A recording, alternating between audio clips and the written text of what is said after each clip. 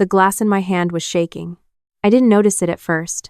I was too busy staring across the room at my sister, watching her laugh at something her fiancé said, her hand resting on his arm like she owned everything in that ballroom, the chandeliers, the white tablecloths, the air itself. Maybe she did. That was always how it felt growing up, like my sister owned the air and I was just borrowing it. I set the glass down before anyone could see. The Hargrove Ballroom was everything my sister had ever wanted. 300 guests. A live string quartet. Servers in black vests carrying trays of champagne flutes that caught the light like small fires. It was the engagement party to end all engagement parties, and every single person in that room had come to celebrate her. My mother had made sure of that. I smoothed the front of my dress and told myself I was fine. I was not fine. My name is Claire. I'm 31 years old. I work as a licensed nurse practitioner at a regional hospital in Denver, Colorado, and for most of my adult life, I have been the invisible daughter. My sister's name is Brooke. She is 3 years older than me, and she has always been the one my mother looked at like she hung the moon. I don't say that to be dramatic. I say it because it is the most accurate description I know. Brooke was beautiful in the way that made people stop mid-sentence. She was confident in a way that read as warmth until you knew her well enough to understand it was something else entirely. She could walk into a room and make every person in it feel like they had been waiting for her specifically. My mother never recovered from having a daughter like that. And then she had me quieter, more serious, the one who got good grades and came home on time and somehow still managed to disappoint her in ways I could never fully name. Growing up, I told myself it didn't matter. I had my own things. I had nursing school, then my career, then a small apartment in Capitol Hill that I filled with plants and secondhand books and a sense of quiet that I had built for myself, piece by piece, because no one was going to build it for me. I had friends. I had a life. I had learned, over many years and many therapy sessions, how to exist in my family without needing anything from them. I thought I had anyway. The engagement party had been my mother's idea, obviously. When Brooke called to tell me she was engaged to a man named Derek, a real estate developer from Scottsdale with a jaw like a movie star, and apparently very little interest in ever meeting his fiancé's family more than twice a premiere's year, my mother immediately began planning a celebration that would require renting out an entire hotel ballroom. "I need you there," my mother said on the phone. "She's your sister." I went. That's the kind of person I am. I go. I drove up from Denver on a Friday afternoon in late October, checked into the hotel 2 floors below the ballroom, hung my dress on the bathroom door, and told myself that I would get through this the same way I got through every family event, quietly, pleasantly, and without expecting anything. The first 2 hours were fine. I made conversation with cousins I barely knew. I ate something off a tray that I think was a fig and prosciutto situation. I smiled when Brooke walked in on Derek's arm looking like she had stepped directly out of a magazine spread, because what else do you do? And then my mother found me near the bar. "You look tired," she said. This is how my mother greets me. Not hello, not I'm glad you came. "You look tired." "I just worked a 12-hour shift yesterday," I said. Brooke worked doubles all through nursing school and you never saw her look like that. Brooke did not go to nursing school. Brooke got a business degree she's never used and has worked in various sales roles that my mother describes as entrepreneurial. I did not say this.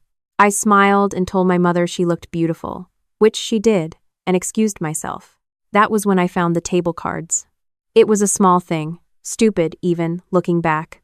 There were these little gold-edged cards at each seat with a photo of Brooke and Derek printed on the front, and a short biography of the couple inside, how they met, what they loved, their love story as my mother had apparently written it. I picked one up out of idle curiosity, and there, in the 3rd paragraph, was my life. Not metaphorically, literally. My career, my credentials, my story. The card described Brooke as a healthcare professional with years of experience in patient advocacy who had dedicated her career to serving her community. It mentioned her clinical background and her commitment to care. It described her in language that was lifted. I want to be very precise about this from the professional bio I had written for myself 3 years earlier and posted on the hospital's staff page. I read it twice. I read it a 3rd time. Then I looked up and found my mother watching me from across the room. I want to be careful here, because I know how this sounds. Table card copy at an engagement party. Vague professional language. Maybe it was a coincidence. Maybe my mother had just used similar phrasing. Maybe I was being oversensitive, the way I had been accused of being oversensitive my entire life. I put the card down. I went to the bathroom. I stood in front of the mirror in the Hargrove Hotel bathroom, and I gave myself a very calm, very rational talking to about perspective. And then I went back to the party. Brooke found me about 20 minutes later. She looked radiant. She looked like a woman who had never had a single anxious thought in her entire life. "You made it," she said, like I was an afterthought she was pleasantly surprised by. "Of course I made it," I said. "Congratulations. He seems wonderful." "He is." She looked around the room with this expression of pure satisfaction. "Isn't this incredible? Mom really outdid herself." "She did," I said. And then, because I could not entirely help myself, "The table cards are interesting." Something crossed her face. It was fast, a flicker, like a light behind a curtain, and then it was gone, replaced by a smile so smooth I almost doubted I'd seen it. "Mom wrote those," she said. "You know how she is. She wanted everything to sound impressive." I said. "You're not going to make a thing out of this tonight, are you?" Her voice had dropped, just slightly. "Just enough." "I'm not making anything out of anything," I said. "Good." She touched my arm once, briefly, the way you touch a surface to check if it's hot. "Because tonight is really important to me, Claire. I'd really appreciate your support." I told her she had it, and I meant it, in the moment. I was 31 years old, and I had a full life and a sister who had always needed to be the most impressive person in the room, and one engagement party table card was not worth a scene.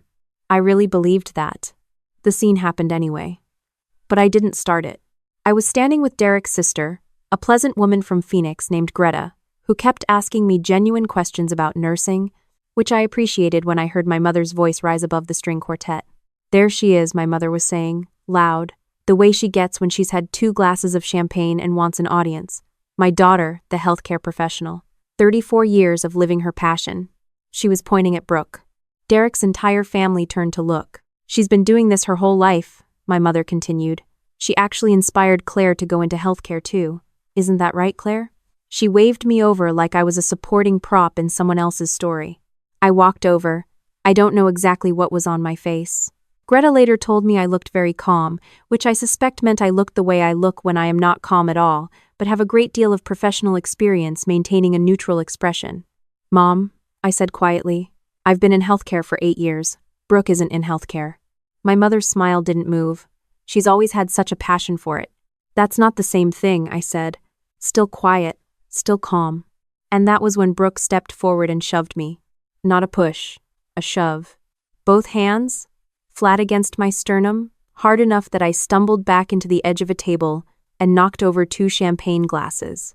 The sound of breaking glass cut through everything, the music, the conversation, the whole careful performance of the evening. "You always have to do this," Brooke said. Her voice was shaking, but not with sadness, with something hotter than that. "Every single time something good happens to me, you have to find a way to make it about you." The room had gone very quiet. I started. "You're jealous," she said. "You have always been jealous of me, and everyone in this room can see it." I looked at my mother. She was holding her champagne glass and not moving. I looked at the room, 300 people, Derek's entire family, people I didn't know and would probably never see again, and I felt something happen inside me that I don't have a clean word for. Not humiliation exactly. Something more final than that. Like a door closing. Like the last thing I had been hoping for, without fully admitting I was hoping for it, being removed from the table. I picked up my purse. I said, very quietly, "Congratulations, Brooke." And I walked out of the ballroom. I sat in my hotel room for a long time. I didn't cry, which surprised me. I just sat on the edge of the bed in my party dress and thought about the last 8 years of my life, the clinical hours, the licensing exams, the night shifts, the patients I had held the hands of. The moments no one outside a hospital ever sees, and I thought about how casually, how completely, my mother had handed all of it to my sister. My phone buzzed. A text from a friend back in Denver, a woman named Priya I had gone to nursing school with, who had always had a gift for calling things what they were. "How's the party?" she wrote. I told her what had happened. She called immediately. "You need to check something," she said, before I had finished the story. "I know this sounds weird, but check your Why? Just check." I opened my laptop. My hospital staff bio had been modified. I can't tell you when I hadn't looked at it in months. But where it had once listed my full credentials, my educational history, my department, it now listed a slightly different version. The name was still mine, but 2 of the credential lines had been altered in a way that made them vague. Generic. The kind of thing that could belong to anyone. I opened LinkedIn. There was a profile I had never seen before. The name on it was Brooke Whitfield, which is my sister's full name, but the job history, the credential descriptions, the clinical language, it was mine. Copied, paraphrased, rearranged, but unmistakably mine. She had even used the name of my hospital as a past employer, listed under a vague title that would be almost impossible to verify quickly. I stared at the screen for a very long time. How long has this been there? I asked Priya. I spotted it 2 weeks ago, she said. I didn't want to say anything before the party. I didn't know if you knew. 2 weeks. My sister had been using my professional identity, my credentials, my career, to build a version of herself that could stand next to a successful man at a very nice engagement party and have table cards printed that described her as something she had never been. And my mother had known. I was certain, in that moment, that my mother had known. I need to explain something about the next few days, because I think it's important and I think a lot of people who have been in situations like this will understand it. I didn't immediately call a lawyer. I didn't immediately do anything. I went back to Denver. I worked my scheduled shifts, I watered my plants, and I sat with what I knew for almost a full week before I did anything at all. Part of that was shock. Part of it was the same instinct I had been fighting my whole life, the one that said, don't make it a big deal, don't be the difficult one, don't blow up the family over something that maybe has an explanation. But I kept coming back to one thing. Derek's family. The investors his company worked with. The professional contacts she was building in Scottsdale. Every person who had looked at those table cards and walked away believing my sister was something she was not, they had believed it because of me. Because she had used me to build herself. And then there was the other thing. The thing Priya had found when she kept looking. Brooke had applied for a professional development grant. It was a grant offered through a nonprofit foundation that supported women in healthcare. $5,000, renewable annually. You had to be a licensed healthcare professional to qualify. Brooke had applied, using credentials that were mine, and she had been awarded the first installment 4 months earlier. She had received money, real money, given to her by an organization that believed she was me. That was the moment the door I mentioned, the one that had closed in the ballroom, locked from the inside. I called a lawyer named Marcus Webb, who had been recommended to me by a colleague at the hospital. I told him everything. He was quiet for a long time after I finished. How much documentation do you have? He asked. I had screenshots. I had the original cached version of my hospital bio. I had the LinkedIn profile, which Brooke had not yet taken down. I had the table card, which I had slipped into my purse on instinct as I was leaving the ballroom. I had the grant announcement email which Priya had found and forwarded to me. That's enough to start, Marcus said. He contacted the nonprofit foundation first. They were, understandably, not pleased. They had a process for verifying credentials, and they could not explain how an unverified applicant had gotten through, which suggested the application had been carefully constructed to appear legitimate. They referred the matter to their legal team within 48 hours. Marcus also contacted the hospital's compliance office, who were also not pleased, for different reasons. Someone had accessed and modified my staff profile, which meant either a security breach or an inside contact, both of which needed investigation. I want to be honest about the timeline, because I know it sounds faster in the telling than it was. This process took 6 weeks. 6 weeks of phone calls and documentation and waiting and not saying a word to my family, who texted me occasionally as if nothing had happened, my mother asking if I'd gotten over the party yet, Brooke sending a photo of her new apartment in Scottsdale with no comment attached. I didn't respond to any of it, I just kept sending documents to Marcus. The call that changed things came on a Tuesday morning in December. I was between patients, standing in the break room at the hospital with a cup of coffee that had gone cold, when Marcus called to tell me that the foundation had formally reported the fraudulent application to law enforcement and that the hospital compliance investigation had found evidence of unauthorized system access traced to an IP address registered to my mother's home Wi-Fi network. My mother's house. Brooke had done it from my mother's house, or my mother had helped her. The investigation couldn't determine which, and ultimately the question of who had physically typed the keystrokes mattered less than the fact that both of them had known, and neither of them had stopped it. I sat down on a break room chair and stared at my cold coffee for a long time. I thought about every time I had second-guessed myself. Every time I had told myself I was being oversensitive. Every conversation I had quietly excused myself from because I didn't want to be the difficult one. Every year I had worked and studied and built something real, while my sister and my mother watched and, apparently, took notes. I thought about the grant money, $5,000 given to a woman who had done none of the work it was meant to reward. And then I thought about all the women who hadn't gotten it because she had. I finished my cold coffee and went back to my patients.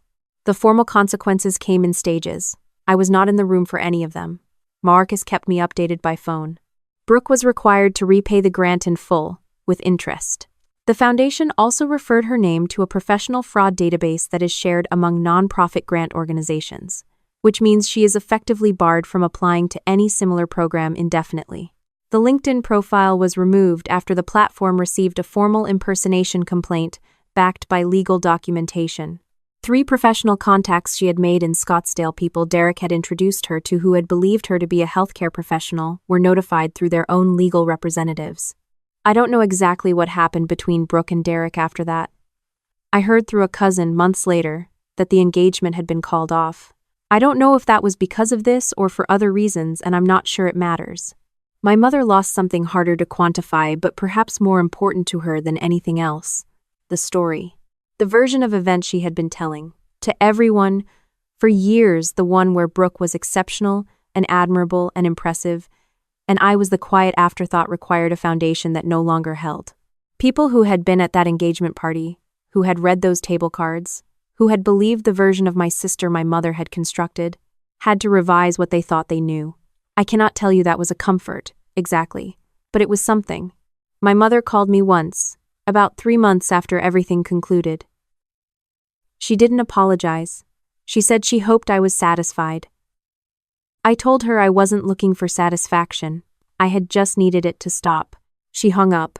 I want to tell you something about the thing I said in the break room, to myself, on that December morning when Marcus called.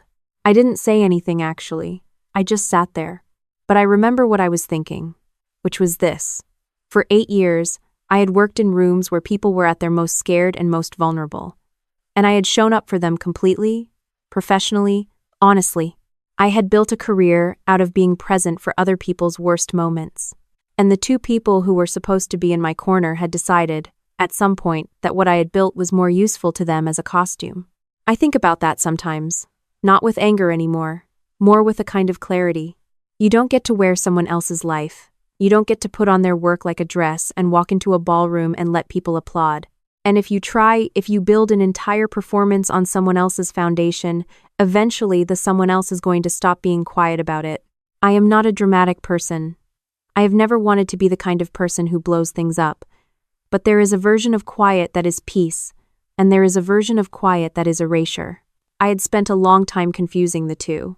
I don't confuse them anymore. The last thing I want to say is about the plants. I know that sounds strange, but bear with me. When I moved into my apartment 7 years ago, I bought 3 plants from a farmer's market: a small pothos, a snake plant, and something the vendor described as basically indestructible, which turned out to be a lie, because it died within the month. The pothos and the snake plant are still alive. They're very large now. They take up a significant portion of my living room windowsill, and they are, as far as I can tell, thriving entirely on neglect and indirect light. I think about them whenever I feel like the life I've built for myself is somehow lesser because no one was watching it happen. Things grow anyway. You grow anyway. You work your shifts, and you study for your exams, and you show up for the people who need you, and you build something real, even if the people who were supposed to cheer for you are too busy taking credit to notice. And then, one day, if you're lucky, someone shoves you in a ballroom in front of 300 people, and you finally stop being quiet. My name is Claire. I'm 31 years old. I am a licensed nurse practitioner in Denver, Colorado. And that is my life. Mine. Not available for anyone else's table cards.